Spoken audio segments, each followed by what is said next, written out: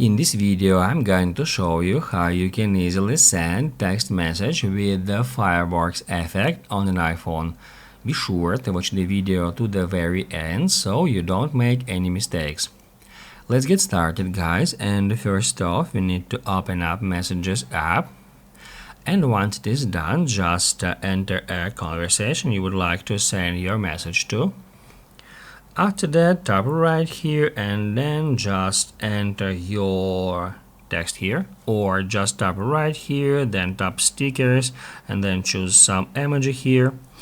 And once you are ready to send your message to that conversation, instead of tapping at this button, what will immediately send it, you need to long press on it to activate that mode, where first off we need to switch to screen, and that will show you all the special screen effects one by one.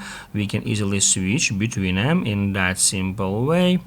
And then all we have to do is just swipe to the left over and over again until we find that fireworks effect.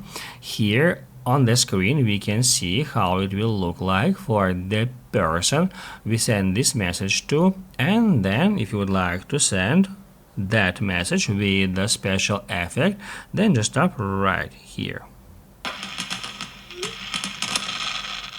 Basically, guys, that's it. So if this video was helpful for you, don't forget to hit the like button.